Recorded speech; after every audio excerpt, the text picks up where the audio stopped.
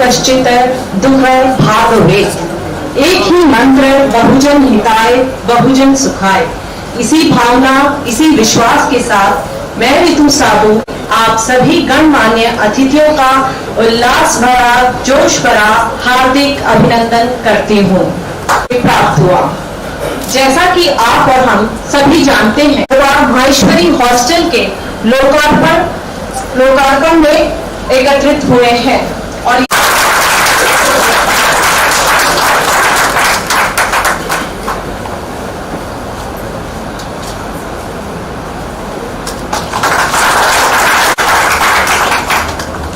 किसी भी कार्यक्रम की शुरुआत हम श्री गणेश जी का आह्वान करके करते हैं, तो मैं मंच पर प्रज्वलन व माल्य अर्पण के लिए आमंत्रित करना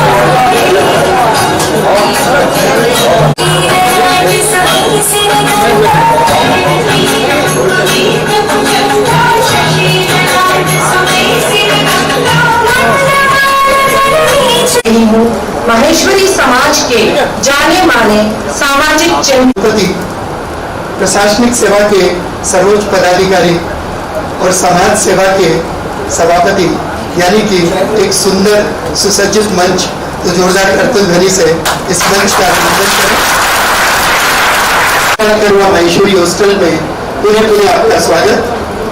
आदरणीय श्री जयजलाल संस्थान के आप जीवन भर तक चेयरमैन रहे। महासभा के अनेक प्रोजेक्ट्स में आपके परिवार के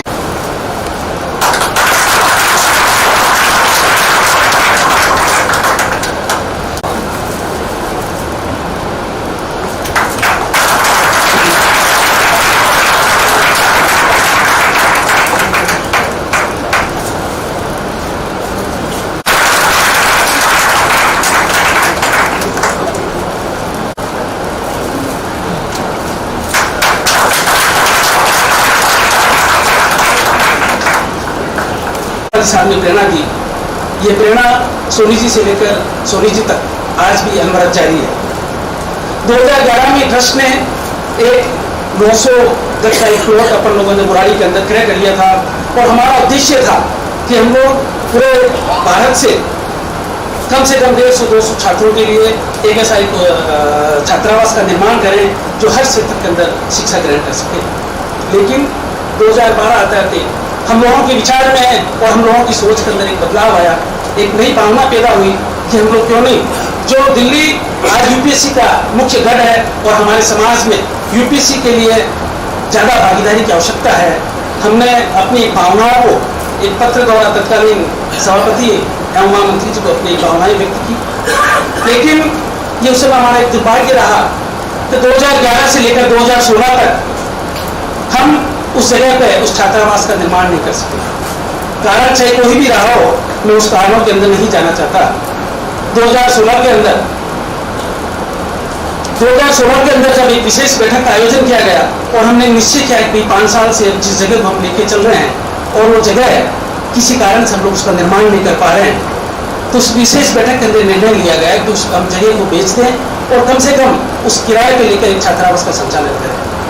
5 साल के उन कठिन वर्षों के बावजूद भी हमारे सपने अभी भी जिंदा थे और हमने उसी लक्ष्य के साथ में कि एक हमें प्रशासनिक सेवाओं के लिए एक छात्रावाड़ी के अंदर 2016 के अंदर एक छात्रावास हमने लिया और उस छात्रावास के अंदर हमें आशीर्वाद के रूप में श्री सिद्धांत जी बालदी साहब, श्री श्याम जी सोनी साहब, श्री पुनीत जी का हमें सहयोग मिला, सानिध्य मिला।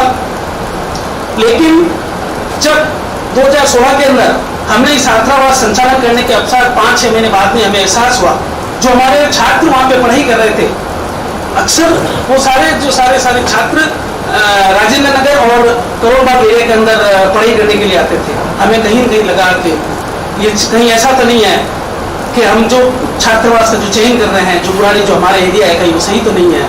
आखिर ट्रस्ट ने निर्णय लिया है कि हमें राजेंद्र नगर क्षेत्र के अंदर हमें छात्रावास का संचालन करना है। हमने 2018 के अंदर एक 28 छात्रों का एक छात्रावास प्रारंभ किया। हमने 28 छात्रावास प्रारंभ किया और उसका उस समय से हमारा लक्ष्य था कि हम समाज के अधिक से अधिक से बच्चों को आकर्षित करें। की प्रतिभा को आगे बढ़ने का अवसर है और इसलिए किसी एक बिंदु पर केंद्रित रहना आवश्यक नहीं है। मुझे तो बहुत खुशी होती है, मैं आपसे अभी जिसका जिक्र किया हमारे बालदी जी ने कि राजनीति और प्रशासनिक सेवाएं, ये मेरा बहुत एक प्रिय विषय है जिसकी चर्चा में समाज के मंच से हमेशा करना चाहिए। देखिए, मैं संविधान का विद्यार्थी हूँ। भारतवर्ष के संविधान में राजनीति शब्द है ही नहीं, न तो पॉलिटिक्स है, न पॉलिटिकल पार्टी का कोई उल्लेख हमारे संविधान में है। पर आज पॉलिटिक्स और पॉलिटिकल पार्टीज इस देश पर शासन करती हैं। इसलिए यदि हमें देश की सेवा करना है तो हमको पॉलिटिक्स और सिविल सर्विसेज में आगे आना होगा। अब हमारा उद्देश्य क्या है? अब जैसे अभी हमारे सोनी जी ने उदाहरण दिया कि जैन समाज के इतने बच्चे, अग्रवाल समाज के बच्चे बहुत आगे आ रहे हैं और अनेक समाजों के बच्चे।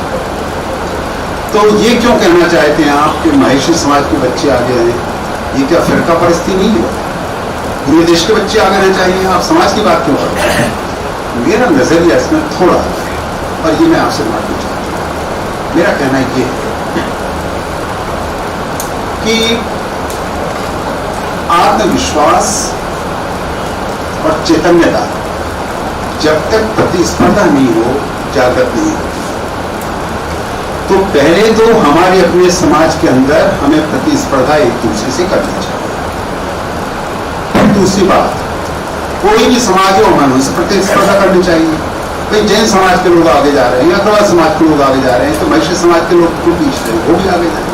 पर अंतिम उद्देश्य केवल प्रतिस्पर्धा करना नहीं है, अंतिम उद्देश्य इस देश की सेवा करना है। हम प्रतिस्पर्धा केवल इसलिए करना चाहते हैं ताकि हमारे मानस में एक उत्तेजना, एक जागृति, आगे बढ़ने की चाह उत्पन्न हो। और इसके बाद यदि हमारे हाथ में कुछ आता है तो उसका उद्देश्य हम केवल समाज की सेवा ही करना चाहते हैं। दूसरी बात, आज राजनीति में और प्रशासनिक सेवाओं में हमारे बालदी जी, पुंगलिया जी, गांधी जी, सब लोग राठी जी बैठे हुए हैं, इन्हें हम छोड़ दें तो वातावरण कोई बहुत संतोषजनक और उत्साहवर्धक नहीं है। राजनीति में दुर्भाग्य से अच्छे शब्द का प्रयोग नहीं कर रहा, पर राजनीति में जो गंदगी व्याप्त हो गई है उसका नमूना अभी अभी हमने पिछले चुनाव में देखा है। प्रशासनिक सेवाओं में भी भ्रष्टाचार गहरे तक पहुंच गया है। इसका समाधान क्या है? दंड से कोई समस्या का समाधान नहीं होगा। इसका समाधान केवल ये है कि सज्जन, सभ्य और संस्कारित व्यक्ति राजनीति और प्रशासनिक सेवाओं में आएंगे तो राजनीति और प्रशासनिक सेवाओं का स्तर अपने आप शुद्ध और सात्विक हो जाए। राजनीति में मैं अभी जानकारी ले रहा था, देखिए मैं सभागार में महिलाओं की संख्या बहुत कम है और जो भी हैं वो थोड़ा पीछे बैठी हुई हैं, और अच्छा ध्वनि विस्तार के यंत्र का लाभ ये है कि इसकी आवाज़ पहले पीछे पहुंचती बाद में आती है। यही कहना चाहता हूँ कि राजनीति में जैसे भीलवाड़ा के बहेरिया जी आए और कोटा से बिरला जी आए, दोनों मेंबर ऑफ पार्लियामेंट हैं। किरण जी महेश्वरी तो हमारी बहुत समझ राजनीति में। तो आप देखिए यहाँ मैं हमारी बेटियों को बहनों को बताना चाहता हूँ कि हमारे समाज में भी देखें तो राजनीति में पहले महिला आई, बाद में पुरुष आए। एक दूसरी बात, प्रशासनिक सेवाएं। मैं अभी थोड़े दिन पहले यहाँ मीटिंग हुई थी तो हमारी ऋतु जी महेश्वरी गाजियाबाद में एसपी हैं, तो मैं समाचार पत्रों में अक्सर समाचार पढ़ता रहता हूँ तो मुझे बड़ा अच्छा लगता है। तो मेरे मन में बड़ी एक इच्छा है कि कभी मैं उनसे मिलने का अवसर मिलूँ। गाजियाबाद मेरा जाना कभी हुआ नहीं, जाना होता नहीं है, तो कभी मिलूंगा ऐसा मैं सोचता रहता हूँ। उनके पति देव उस सभा में उपस्थित थे, मैंने उससे जानकारी दी तो उन्होंने कहा हाँ वो अच्छा काम कर रही है, अच्छा काम कर रही है। ये बात उनके पति देव कहें, इससे मुझे इतनी प्रसन्नता नहीं होती जितनी प्रसन्नता इससे होती है कि उनके अच्छे काम के समाचार मुझे समाचार पत्रों के माध्यम से मिलते हैं। और मुझे उनसे मिलने की इच्छा क्यों है? मैं आपसे बिल्कुल सच बात कह रहा हूँ कि मैंने महिलाओं को घर में डंडा चलाते हुए तो बहुत देखा है, पर घर के बाहर डंडा चलाने वाले महिला से मेरी मिलने की बड़ी इच्छा है।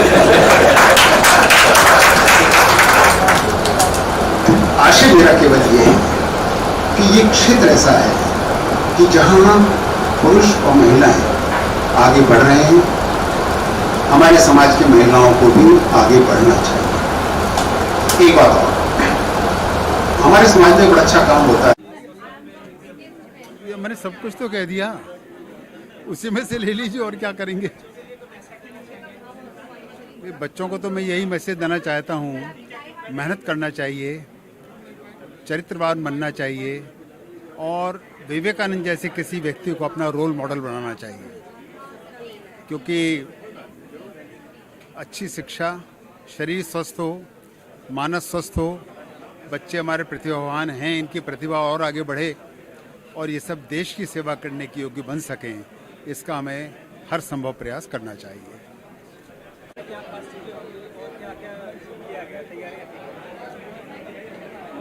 जयचंद करवा हॉस्टल का आज जो शुभारंभ हुआ है, निश्चित रूप से मायसी समाज के लिए ये स्वर्णिम दिन है।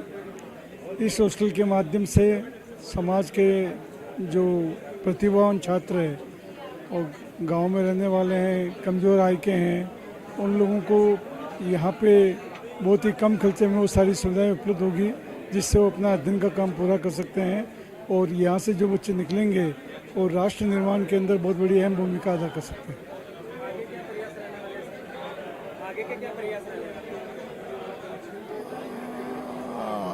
आगे मान लो यहाँ पे देश के कोने कोने से अधिक बच्चे आएँ और उनको अधिक से अधिक सुविधाएं मिले और उनको सफलताएं मिले, उसके लिए वो सारे साधन उपलब्ध कराए जाएंगे।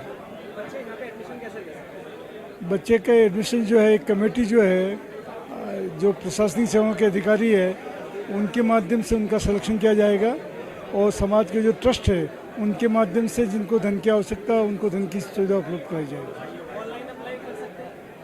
हाँ, बिल्कुल अप्लाई कर सकते हैं ऑनलाइन। रामपाल सोनी,